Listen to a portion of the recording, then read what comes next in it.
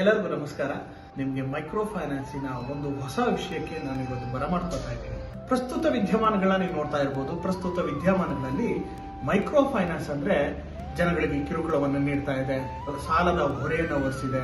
ಈ ರೀತಿಯಾದ ವಿಷಯಗಳನ್ನ ನಾನು ಸೋಷಿಯಲ್ ಮೀಡಿಯಾ ಆಗಿರ್ಬೋದು ಹಾಗೂ ಇನ್ನಿತರೆ ಮಾಧ್ಯಮಗಳಲ್ಲಾಗಿರ್ಬೋದು ನಾವು ನೋಡ್ತಾ ಇದ್ದೀವಿ. ಮೈಕ್ರೋ ಫೈನಾನ್ಸಿನ ಮೂಲಕ ಗ್ರಾಹಕರು ಸಾಲವನ್ನ ಯಾವ ಉದ್ದೇಶಕ್ಕಾಗಿ ಪಡಿಬೇಕು? ಇದು ತುಂಬಾ ಮುಖ್ಯವಾದಂತಹ ಪ್ರಶ್ನೆ. ಗ್ರಾಮೀಣ ಪ್ರದೇಶದ ಜನರಿಗೆ ಒಂದು ಉಪಯೋಗ ಆಗುವಂತಹ ವಿಷಯದಲ್ಲಿ ಅಂತ ಬಂದ್ರೆ ಆರ್ಥಿಕವಾಗಿ ಮೈಕ್ರೋ ಫೈನಾನ್ಸ್ ಅದರಲ್ಲಿ ತನ್ನ ಮುಂಚೂಣಿಯ ಸ್ಥಾನವನ್ನು ಉಳಿಸಿಕೊಳ್ಳುತ್ತೆ. ಸಾಲವನ್ನ ಎಲ್ಲರೂ ಕೂಡ ಪಡಿಬಹುದು ಬ್ಯಾಂಕಿನ ಮುಖಾಂತರ. ಆದರೆ ಮೈಕ್ರೋ ಫೈನಾನ್ಸ್ ಅಲ್ಲಿ ಯಾಕೆ ಸಾಲವನ್ನು ಪಡಿಬೇಕು? ಮೈಕ್ರೋ ಫೈನಾನ್ಸಿನ ಮುಖಾಂತರ ಗ್ರಾಹಕರಿಗೆ ತಮ್ಮ ಮನೆಯ ಬಾಗಿಲಿಗೆ ಸಾಲದ ಸೌಲಭ್ಯವನ್ನು ದೊರಕಿಸ್ಕೊಡ್ತಾರೆ. ಮುಖ್ಯವಾಗಿ ಬ್ಯಾಂಕಿನಲ್ಲಿ ನಾನು ಕಳಿಸಬೇಕು ಅಂತಂದ್ರೆ ನಾನು ಬ್ಯಾಂಕಿಗೆ ಹೋಗ್ಬೇಕಾಗತ್ತೆ. ಆದ್ರೆ ಮೈಕ್ರೋ ಫೈನಾನ್ಸಿನಲ್ಲಿ BC ಏಜೆಂಟ್ಸ್ ಅಂದ್ರೆ ಬಿಸ್ನೆಸ್ ಕರೆಸ್ಪಾಂಡೆಂಟ್ಸ್ ಏಜೆಂಟ್ಗಳು ಏನ್ ಮಾಡ್ತಾರೆ, ಗ್ರಾಹಕರ ಮನೆ ಬಾಗಿಲಿಗೆ ಹೋಗ್ತಾರೆ, ಮನೆ ಬಾಗಿಲಿಗೆ ಬ್ಯಾಂಕಿನ ಸರ್ವಿಸಸ್ ಅನ್ನ ನೀಡ್ತಾರೆ. ಇದು ಮುಖ್ಯವಾದಂತಹ ಉದ್ದೇಶ. ನಾನು ಮೈಕ್ರೋ ಫೈನಾನ್ಸ್ ಅಲ್ಲಿ ಯಾಕೆ ಸಾಲವನ್ನು ಪಡಿಬೇಕು? ಇನ್ನ ಎರಡನೇ ಉದ್ದೇಶ, ಮೈಕ್ರೋ ಫೈನಾನ್ಸಿನ ಮೂಲಕ ಯಾವುದೇ ಅಡಮಾನ ಇಲ್ಲದೆ, ಆಧಾರ ಇಲ್ಲದೆ ಕಿರು ಸಾಲಗಳನ್ನ ನೀಡ್ತಾ ಹೋಗ್ತಾರೆ. 50ರಿಂದ 1 ಲಕ್ಷದವರೆಗೂ ಸಾಲವನ್ನು ನೀಡ್ತಾ ಹೋಗ್ತಾರೆ. ಇದು ಎರಡನೇ ಉದ್ದೇಶ.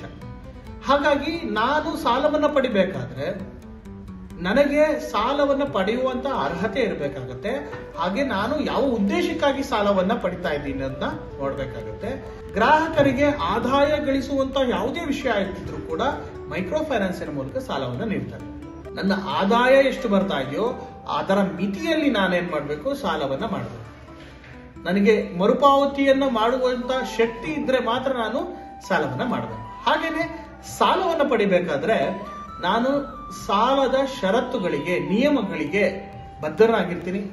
ಈ ಷರತ್ತು ಮತ್ತು ನಿಯಮಗಳನ್ನ ನಾನು ಸಾಲದ ಅರ್ಜಿಯನ್ನ ಭರ್ತಿ ಮಾಡುವ ಮುನ್ನ ನಾನು ಓದಬೇಕಾಗುತ್ತೆ. ಕೆಲವು ಗ್ರಾಹಕರಿಗೆ ವಿದ್ಯಾಭ್ಯಾಸ ಗೊತ್ತಿರೋದಿಲ್ಲ, ಆದರೆ ಗುಂಪಿನ ಸದಸ್ಯರಲ್ಲಿ ವಿದ್ಯಾವಂತರಿರ್ತಾರೆ. ಅಂತಹ ವಿದ್ಯಾವಂತರನ್ನ ಕೊಟ್ಟು ಅವ್ರ ಕೈಲಿ ಸಾಲದ ಅರ್ಜಿಯನ್ನ, ಸಾಲದ ನಿಯಮಗಳನ್ನ ನಾವು ತಿಳ್ಕೊಬೇಕಾಗತ್ತೆ. ಇದು ಗ್ರಾಹಕನಾಗಿ ನಾನು ಮಾಡಬೇಕಾದಂತ ಮೊದಲನೇ ಕೆಲಸ.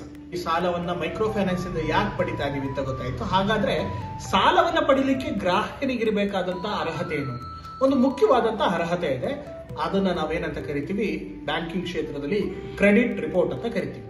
ಒಬ್ಬ ವ್ಯಕ್ತಿ ಆಗಿರ್ಲಿ, ಒಬ್ಬ ಗ್ರಾಹಕ ಆಗಿರ್ಲಿ, ಅವನ ಹಣಕಾಸಿನ ವಹಿವಾಟು ಆಗಿರ್ಬೋದು, ಅಂದ್ರೆ ಸಾಲವನ್ನು ಪಡೆದಿರೋದಾಗಿರ್ಬೋದು, ಇಲ್ಲ ಅಂತಂದ್ರೆ ಮರುಪಾವತಿಯನ್ನು ಮಾಡಿರೋದಾಗಿರ್ಬೋದು, ಈ ವಹಿವಾಟುಗಳ ಆಧಾರಿತವಾದಂತ ಒಂದು ರಿಪೋರ್ಟ್ ಆಗಿರುತ್ತೆ. ಸೊ ಈ ರಿಪೋರ್ಟಿನ ಮೂಲಕ ಏನಾಗುತ್ತೆ, ಒಬ್ಬ ವ್ಯಕ್ತಿಯ ಕ್ರೆಡಿಟ್ ಸ್ಕೋರ್ ನಿರ್ಧಾರ ಆಗುತ್ತೆ. ಈ ಕ್ರೆಡಿಟ್ ಸ್ಕೋರ್ ಅಂದ್ರೆ ಸೊ ಭಾರತೀಯ ರಿಸರ್ವ್ ಬ್ಯಾಂಕಿನ ಅಡಿಯಲ್ಲಿ ಕ್ರೆಡಿಟ್ ರಿಪೋರ್ಟ್ ನ ಸಂಸ್ಥೆಗಳು ಕಾರ್ಯನಿರ್ವಹಿಸ್ತವೆ. ಪ್ರತಿ ವಾರಕ್ಕೊಮ್ಮೆ ಒಬ್ಬ ವ್ಯಕ್ತಿ ಆಗಿರ್ಬೋದು, ಒಬ್ಬ ಗ್ರಾಹಕ ಆಗಿರ್ಬೋದು, ಆ ಗ್ರಾಹಕನ ಒಟ್ಟು ಕ್ರೆಡಿಟ್ ರಿಪೋರ್ಟ್ ಅನ್ನ ತೆಗೆದುಕೊಳ್ಳುತ್ತೆ. ಆ ಕ್ರೆಡಿಟ್ ರಿಪೋರ್ಟ್ ಅನ್ನು ತೆಗೆದುಕೊಂಡು ಏನ್ ಮಾಡುತ್ತೆ, ಮೌಲ್ಯಮಾಪನ ಮಾಡುತ್ತೆ. ವಾರಕ್ಕೆ ವಾರದಲ್ಲಿ ಒಂದು ಸಾರಿ ಆ ವ್ಯಕ್ತಿಯ ಕ್ರೆಡಿಟ್ ಸ್ಕೋರ್ ಅನ್ನ ನೀಡುತ್ತೆ. ಈ ಕ್ರೆಡಿಟ್ ಸ್ಕೋರಿನ ಆಧಾರದ ಮೇಲೆ ಏನಾಗುತ್ತೆ, ಒಬ್ಬ ಗ್ರಾಹಕನಿಗೆ ಸಾಲವನ್ನ ನೀಡಬೇಕಾ ಇಲ್ಲ ನೀಡಬಾರ್ದಾ ಅಂತ ಹೇಳಿ ನಿರ್ಧಾರ ಆಗುತ್ತೆ. ಹೇಗಿರಬೇಕು ನಮ್ಮ ಕ್ರೆಡಿಟ್ ಸ್ಕೋರ್? ಗ್ರಾಹಕರು ಇದನ್ನು ನಾವು ತಿಳ್ಕೊಬೇಕಾಗುತ್ತೆ.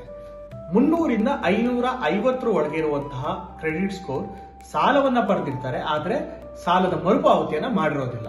ಇನ್ನು 550ರಿಂದ 650 ಇರುವಂತಹ ಕ್ರೆಡಿಟ್ ಸ್ಕೋರ್ ನಾವೇನಂತ ಕರಿತೀವಿ, ಅದನ್ನ ಆವರೇಜ್ ಅಂತ ಕರಿತೀವಿ. ಆ ಆವರೇಜ್ ಅಲ್ಲಿರುವಂತಹ ಗ್ರಾಹಕರು ಯಾರ್ಯಾರು ಸಾಲವನ್ನ ಪಡೆದಿರ್ತಾರೆ, ಸರಿಯಾದ ಸಮಯಕ್ಕೆ ಅವರು ಸಾಲದ ಮರುಪಾವತಿಯನ್ನ ಮಾಡಿಲ್ಲ, ಆದ್ರೆ ಕಟ್ಟಿರ್ತಾರೆ. ಇನ್ನು 650ರಿಂದ 750 ಇರುವಂತಹ ಗ್ರಾಹಕರು ಗುಡ್ ಅಂತ ಕರಿತೀವಿ. ಸಾಲವನ್ನ ಪಡೆದಿರ್ತಾರೆ, ಹಾಗೇನೆ ಸರಿಯಾದ ಸಮಯಕ್ಕೆ ಸಾಲವನ್ನ ಮರುಪಾವತಿಯನ್ನ ಮಾಡ್ತಾರೆ. ಇನ್ನ 750ರಿಂದ 900 ಕ್ರೆಡಿಟ್ ಸ್ಕೋರ್ ಉಳ್ಳಂತಹ ಗ್ರಾಹಕರು ಪ್ರತಿ ಸಾರಿ ಸಾಲವನ್ನ ಪಡೆದಾಗ್ಲೂ ಕೂಡ ಸರಿಯಾದ ಸಮಯಕ್ಕೆ ಮರುಪಾವತಿಯನ್ನ ಮಾಡಿರ್ತಾರೆ. ಹಾಗಾಗಿ ಎಕ್ಸಲೆಂಟ್ ಅಂತ ಹೇಳಿ ಕ್ರೆಡಿಟ್ ಸ್ಕೋರ್ ರಿಪೋರ್ಟ್ ಬರ್ತದೆ. ಸರಿಯಾದ ಸಮಯಕ್ಕೆ ಮರುಪಾವತಿಯನ್ನ ಮಾಡೋದ್ರಿಂದ ಗ್ರಾಹಕನಾಗಿ ನನಗಾಗುವಂತಹ ಲಾಭ ಏನಪ್ಪಾ ಅಂತಂದ್ರೆ, ಬ್ಯಾಂಕ್ಗಳಿಂದ ಅತಿ ಹೆಚ್ಚು ಸಾಲದ ಸೌಲಭ್ಯಗಳನ್ನ ಪಡಿಬಹುದು, ಅದು ಕಡಿಮೆ ಬಡ್ಡಿ ದರದಲ್ಲಿ. ದಯವಿಟ್ಟು ಪ್ರತಿಯೊಬ್ಬರಿಗೂ ಹೇಳೋದೇನಂದ್ರೆ, ಸಾಲವನ್ನ ಪಡೆದಿದ್ದೀರಿ, ಸಾಲದ ಮರುಪಾವತಿಯನ್ನ ಶಿಸ್ತುಬದ್ಧವಾಗಿ ಮಾಡಬೇಕು ಅಂತ ಈ ವಿಡಿಯೋ ಮೂಲಕ ನಿಮ್ಮನ್ನ ವಿನಂತಿಯನ್ನ ಮಾಡ್ಕೊತಾರೆ.